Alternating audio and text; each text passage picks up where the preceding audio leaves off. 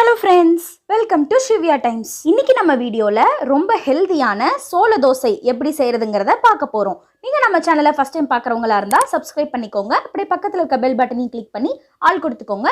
அப்பதான் நம்ம போடுற வீடியோ உடனுக்குடன் உங்களுக்கு கிடைக்கும். இப்போ வாங்க வீடியோக்குள்ள போகலாம்.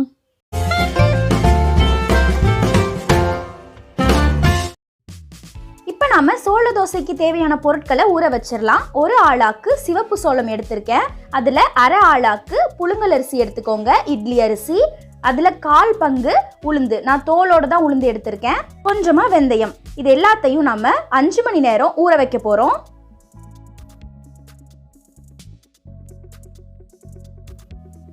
அஞ்சு மணி நேரத்துக்கு அப்புறம் இதை நல்லா அரைச்சிக்க போறேன்.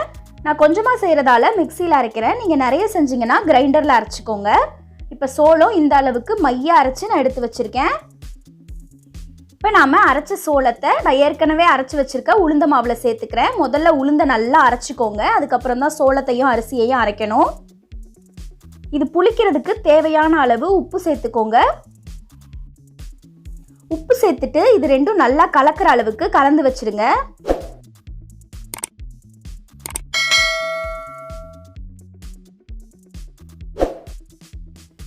இந்த அளவுக்கு நல்லா கலந்து வச்சிருங்க. இதை நாம 8 மணி நேரம் புளிக்க வைக்க போறோம்.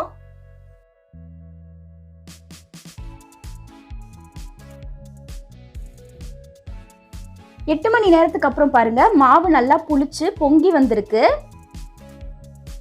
இதுல நாம இட்லியும் செய்யலாம், ஆனா நாங்க இன்னைக்கு தோசை செஞ்சிருக்கோம். தோசை மாவு பதத்துக்கு நல்லா கலந்து வச்சுக்கோங்க. கல்லு சூடானதுக்கு அப்புறம் இதுல நாம தோசை ஊத்த போறோம்.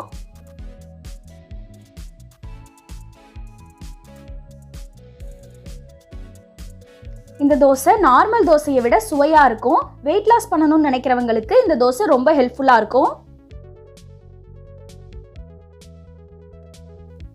ஒரு சைடு வெந்ததும் இதை நாம திருப்பி போட்டுக்கலாம். வெள்ளை சோளத்தை விட இந்த சிகப்பு சோளத்துல நியூட்ரியன்ஸும் புரோட்டீன்ஸும் அதிகமா இருக்கு. அதனால சின்ன குழந்தைங்கள்ல இருந்து பெரியவங்க வரைக்கும் எல்லாருமே இதை சாப்பிடலாம்.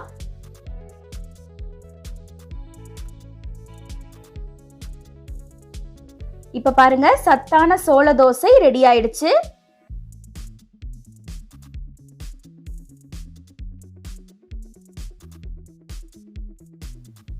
இதுல நாம ஊத்தாப்பமும் செய்யலாம். ஊத்தாப்பம் செய்யறதுக்கு கொஞ்சம் மாவு திக்கா ஊத்திக்கோங்க.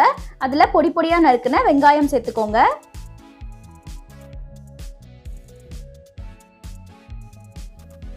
ஒரு சைடு நல்லா முருகலா வெந்ததும் இதை நம்ம திருப்பி போட்டுடலாம். இப்ப பாருங்க, 2 சைடும் நல்லா வெந்துருச்சு.